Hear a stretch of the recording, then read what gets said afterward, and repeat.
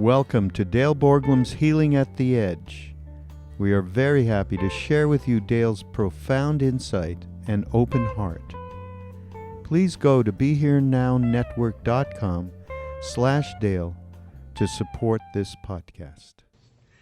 So I would like to talk about physical pain.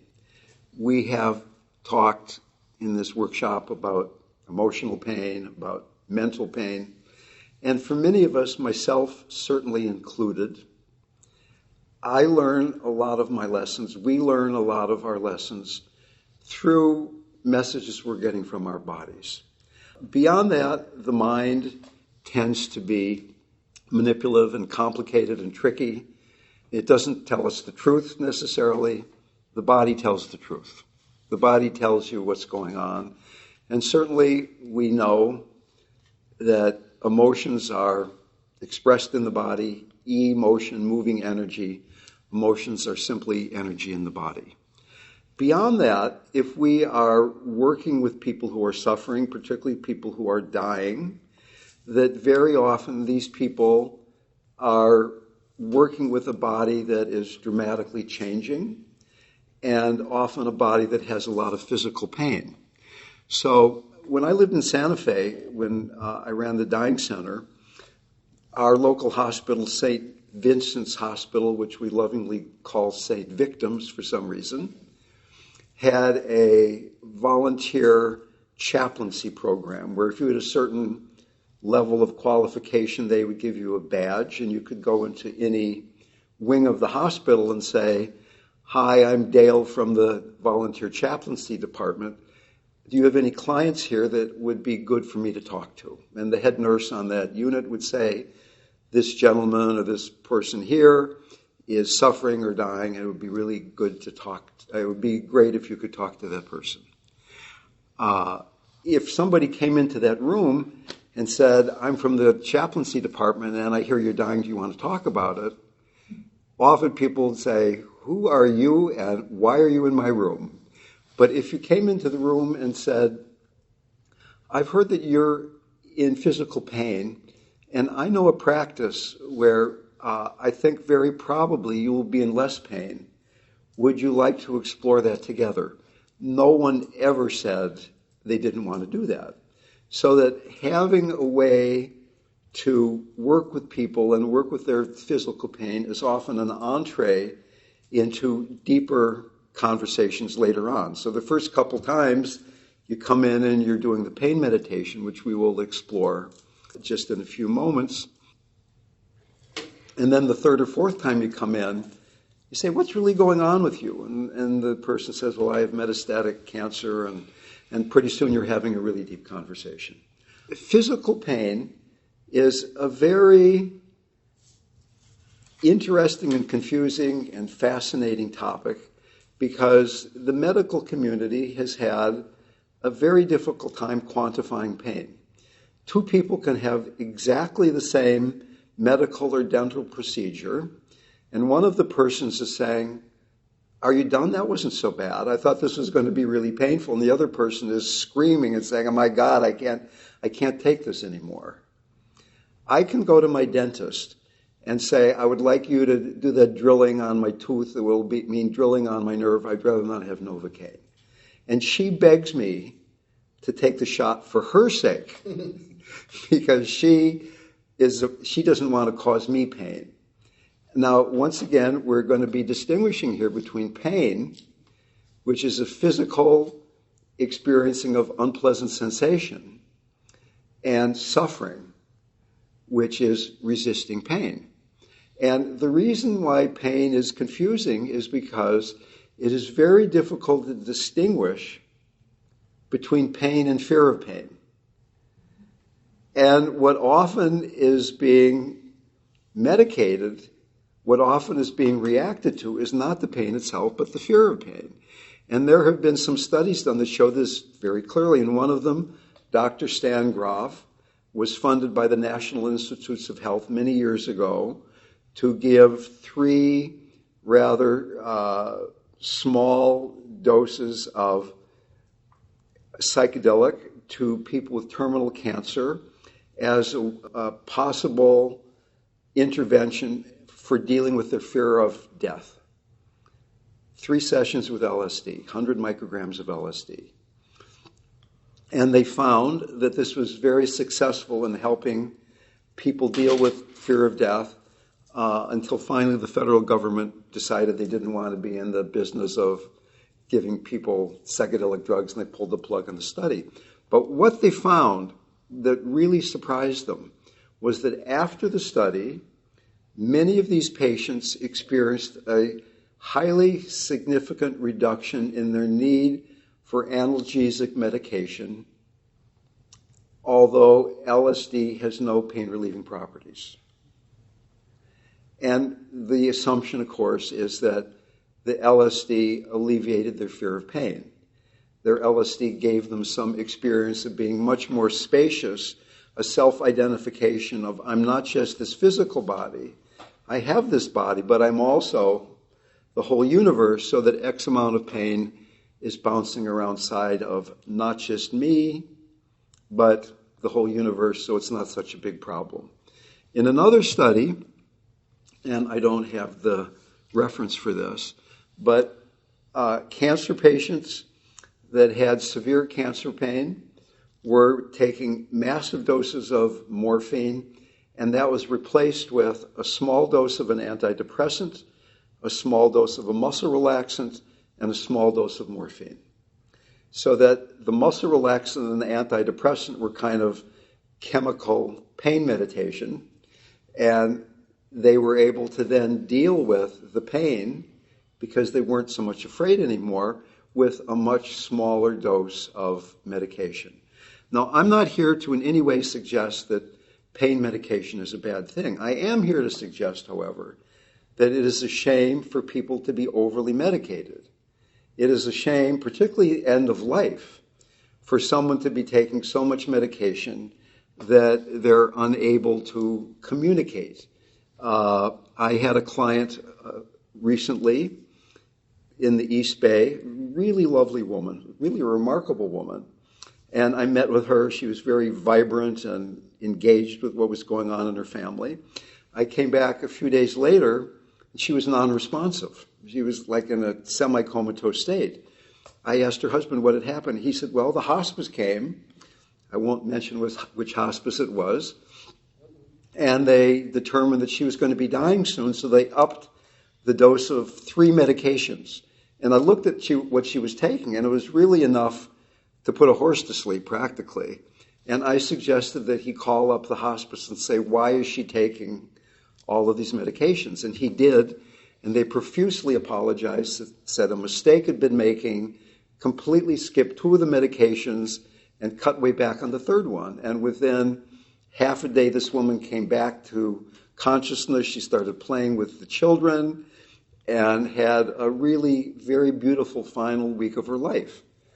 This was partly in response to the pain she was feeling, but it was also the physical pain that the hospice was kind of assuming that who would want to be around for their own dying? Wouldn't it be better just to be knocked out?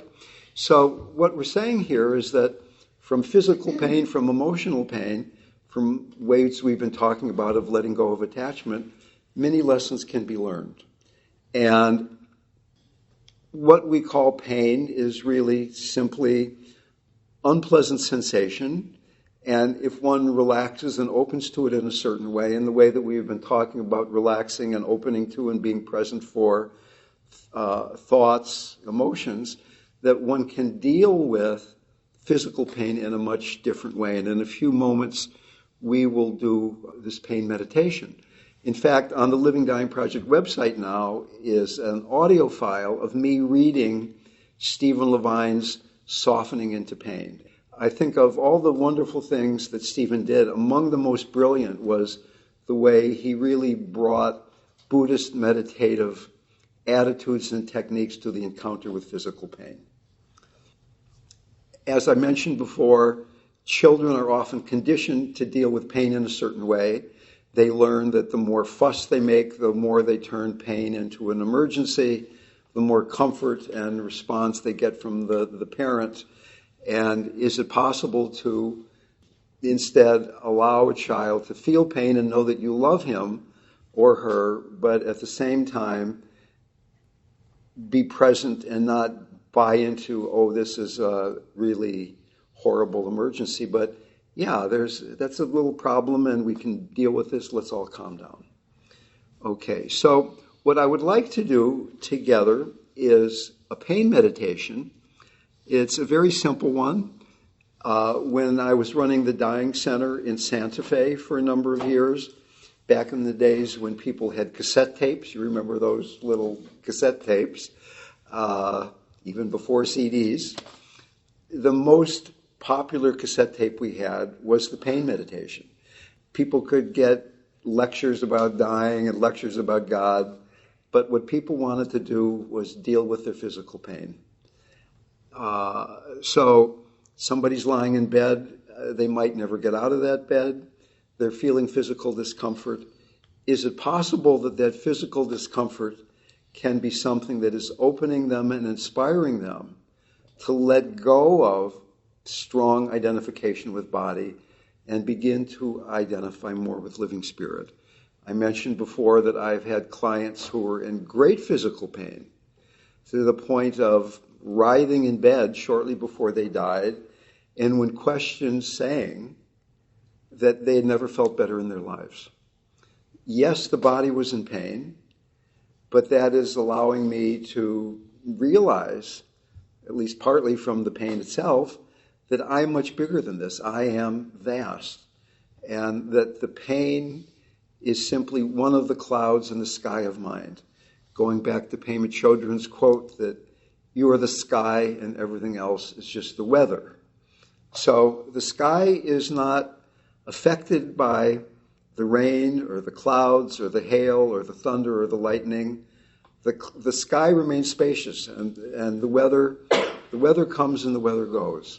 To do this meditation, I would ask you to find a really stable sitting position or standing position where for just 10 minutes you don't move, because we're going to be dealing with rather subtle sensations. Often during meditation, it's fine to move around. And in fact, while I'm saying this, let me even suggest that if you are a meditator, some of the times you meditate and you take a vow, I am not going to move, and watch your reactions to unpleasant sensations as they arise. I meditated with Sri Goenka back in India, and he would make us take a vow hour, where you vowed not to move for an hour. And after 30 minutes, my vow was not to scream. That there was so much pain in my right knee that I just wanted to move, but I had taken this vow. Several years later, after I came back to America, I was at a Goenka-style retreat with a man named Robert Hover, and toward the end of the retreat, my mind was very clear. I came in for an interview with him. He said, how is your practice going? I said, it's really going great, but I've got a lot of pain in my right knee. He said, would you like it to go away? I said, yeah, I'd love it to go away. He said, okay, well, let's meditate. So after about 30 seconds or so, we both dropped into a very concentrated, alert state. He said, well, describe your pain to me. I said, well, there's like a hot ball of pain in my right knee. He said, is that connected with anything? I said, yeah, I'd never noticed this before, but there's a tendril that goes up to my right sit bone, my right buttock. And there's another ball of pain up there. He said, well, is that connected to anything? I said, well, yeah, there's a tendril that goes over to the left buttock, to the left sit bone. And there's a ball of pain there. He said, is that connected? And I said, no, there's not. He said, okay, well, push the pain from the left sit bone over to the right. And I said, okay. And then he said, push the pain from the right buttock down to your right foot. I said, okay. And then he said, push it out your foot. And I did, and the pain was gone and it never came back. Ever once. And I had been sitting with that pain for years, thinking that I was feeling this pain because I have short Danish legs, and I'm putting my body into this yogic position of a full lotus that was hard on my body. And in fact, I don't know why or how the pain went away, but it seemed to show me that pain was not quite exactly what I thought it was. There was something locked in my body, and if I was with it clearly enough, it could dissolve. Okay, we are approaching this, though, not with that mindset. Maybe I shouldn't have set the meditation up with that story. We're not trying to make the pain go away. We're trying to be with it as openly as possible. So what I'd like you to do is let your attention scan through your body from the top of your head down to your feet and see if you can find a place in your body where there are relatively ongoing, relatively unpleasant sensations. Maybe you have a chronic condition, you have an injury, maybe you've been seated on a chair for a long time and there's pain in your butt. See if you can find some pain in your body, something that is unpleasant. It doesn't have to be a sharp, upsetting pain, just something that's relatively unpleasant and is relatively ongoing. If you cannot find that place in your body, take 3 of your fingers and with the other hand, just gently bend those fingers back until you begin to experience some unpleasant sensations. Now, initially, I would ask you to relate to these sensations, these unpleasant sensations, as if they were the enemy, as if they were a threat. Wanting to avoid them, wanting to push them away, tightening, contracting against them. Pain is a problem. What does it feel like in your being when one part of your body is a problem? What does it feel like if you close yourself to one small part of yourself? Do you close yourself to all of yourself a bit? If you were pushing away pain all day long, would this be an exhausting experience? And might it be that some of the tiredness in your life is a result of unconsciously pushing away unpleasant sensation? Pushing away the pain, pushing away unpleasant sensation. Almost as if you could put up a boundary between this part of your body and your brain. What does this feel like? Investigate what happens to your mind, what happens to the rest of your body when you have this relationship with unpleasant sensation.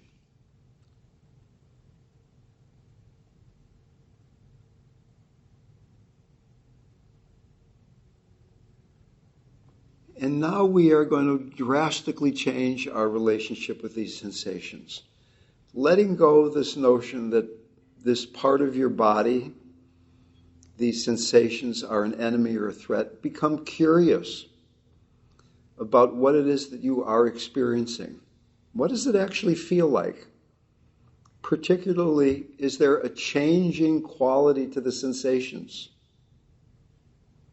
Is there a color? Is there a temperature? What shape is the pain? Is it connected to something else? Can you actually begin to befriend, become intimate with this part of your body? Softening the flesh, softening your relationship with this part of your body, softening your heart, letting your relationship with these sensations inspire you to open your heart even more deeply to this part of your body and to all of yourself. Could you do this all day without getting exhausted? Would this relationship with unpleasant sensation interfere with you loving other people, with healing, with being present?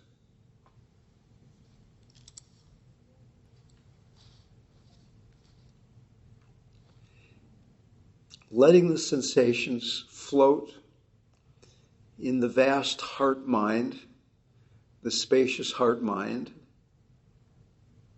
of compassion. softening the heart, softening the flesh, softening the relationship.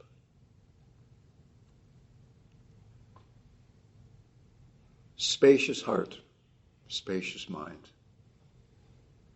Letting the sensations float.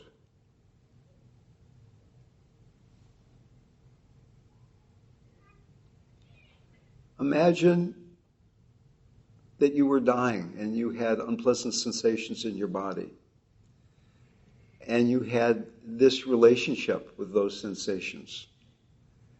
How much easier it would be to not resist the letting go of the body, the letting go into living spirit, which is beyond the body. Letting your relationship with these sensations open you, open your heart,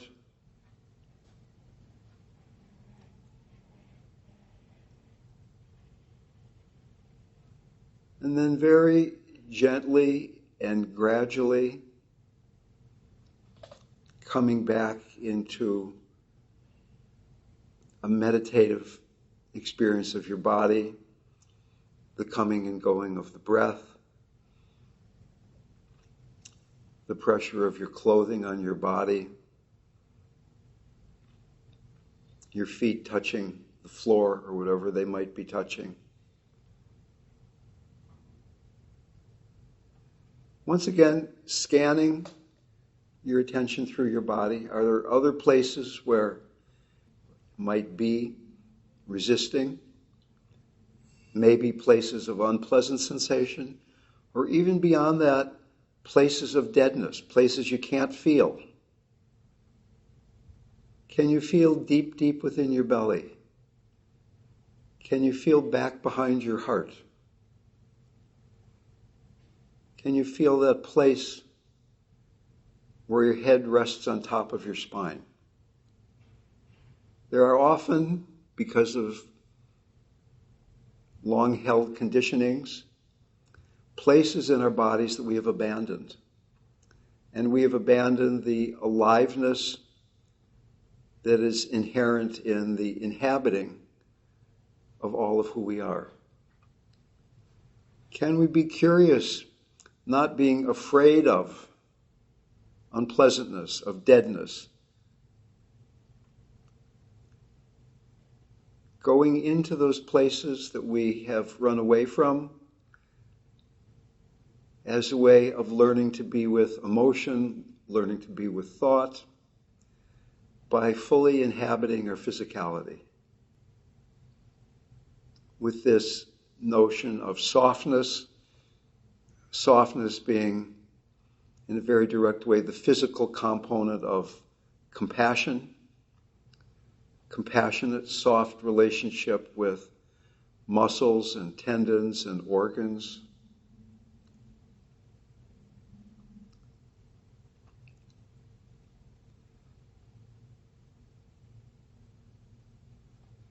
You might now think of something that has been difficult for you lately in your life, a relationship with a person, with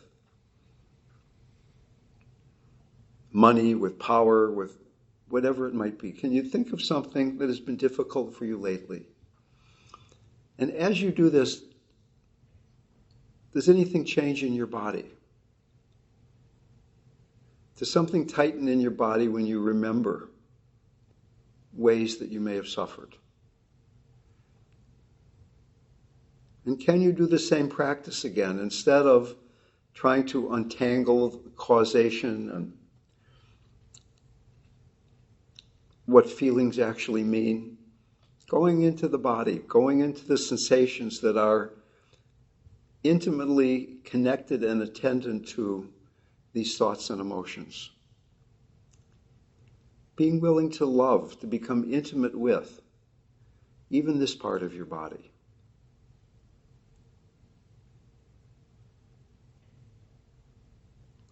And as we more fully inhabit, can we then allow our heart to, in a very natural and non-efforting way, to radiate compassion, first for each cell of our own bodies and then outward to all beings. Those you love, those you care about, and those countless, countless people that you have never met. Almost everyone is suffering. Almost everyone is holding that suffering in their body. We look at others' faces and we see their uncried tears. Can you relate to your body in a way that allows us not to turn away, each one of us, from the suffering that we encounter? Can our body in this way be the gateway to transmuting suffering into wisdom, the wisdom of compassion?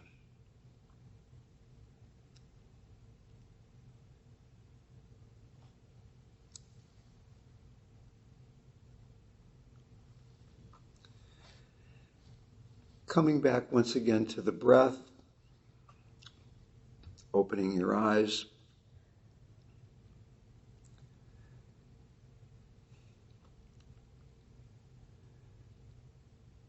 Integrating this sense of receiving the wisdom of the body, the soft, compassionate relationship with sensation, integrating that into post-meditation. Many teachers say that the most important part of meditation is right after the bell rings, the post-meditation period. It's lovely to have a lovely meditation. How great. But if it stops at the bell and we go back into judgment and stress and those almost automatic responses to life, then I don't think meditation is too interesting. Can we really work in this moment with bringing that softness into the next moment and the next moment? Learning to speak from this place, to move from this place, to let our bodies be the indicator of when we're getting lost. Coming back to the feeling of love and compassion that is in our body in a cellular way even. And being able to be truthful enough to be aware of those places in the body and those times in which we can't do that without repression, without judgment.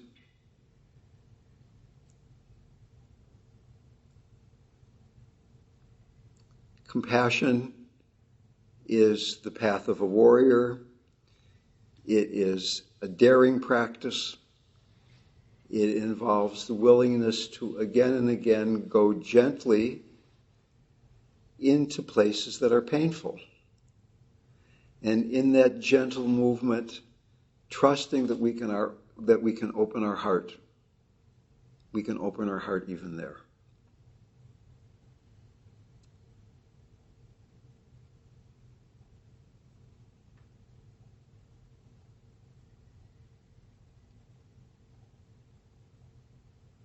There are certain schools of spiritual practice where we try to fix the body or get beyond the body, and those practices can be useful. I remember when I first started working with Stephen, and there was a lot of visualization about working with cancer, and one of them was the Pac-Man gobbling being going inside of your body and gobbling up the malignant cells. But what would it be like to be able to love and soften to the part of your body that might kill you? What would be the more powerful practice? To see part of yourself as the enemy that needed to be subdued or excised, or to be able to love it, which does not preclude taking chemotherapy and radiation and having a surgeon cut out part of that. When I was running the dying center, I found myself in the position of giving chemotherapy agents to some of our clients, some oral medications that were poisonous. And at first I felt some ambivalence about giving these toxic cocktails to these people that I had grown to love. Came to the conclusion that it would be like offering communion, that here is the body and the blood of Christ. I didn't really say that out loud, and it wasn't necessarily a Christian thing. But any relationship with body, with substance, can take on this quality of heartfelt sacredness. And the same chemical that one person sees as poison, the same chemical another person can see as the body of the mother, the healing elixir.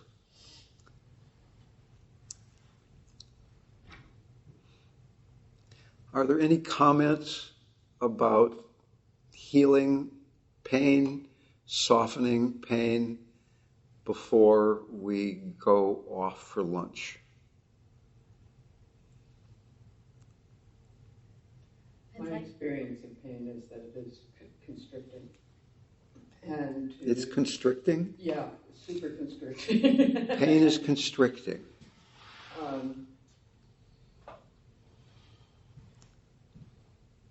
And I would suggest that pain is not constricting.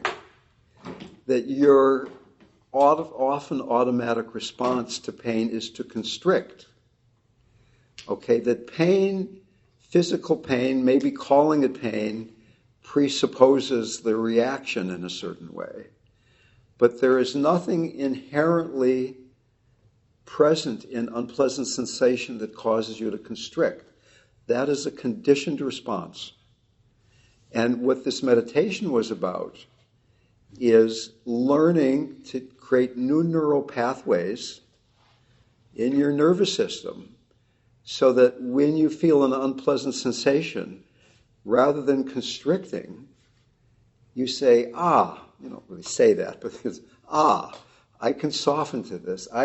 This can be the inspiration to open my heart even more deeply.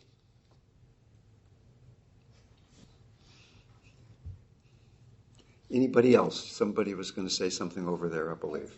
Yeah, I wanted to see if I could practice this with my mother, to see if I could get, you said it was on like a cassette or something. So your mother is very elderly? Yeah, and she's in a lot of pain. And she's in a lot of pain? And certainly, not only can one do this practice for yourself, but you can guide another person in it.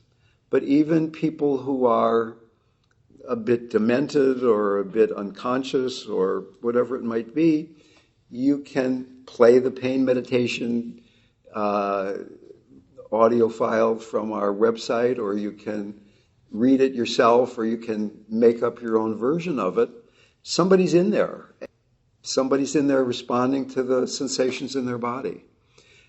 Supposedly, touch and the experience of physicality, pressure and things is one of the last things to go. Certainly to guiding your mother in a pain meditation would be a wonderful thing to do. You might ask permission first, and you might not say, hey, this is a Buddhist meditation, Mom, but hey, here is a way to not feel so much physical discomfort, to be able to open to this and allow yourself to feel more comfortable right now.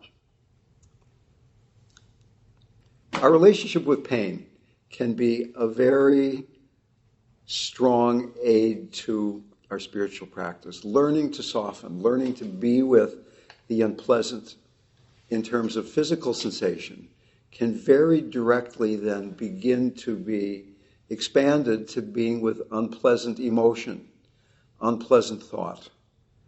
And for me, and I think for many people, a lot of that learning to not automatically run away from the unpleasant and grasp at the pleasant came initially from working with sensation. So I deeply encourage you to investigate and explore these things on your own. Thank you.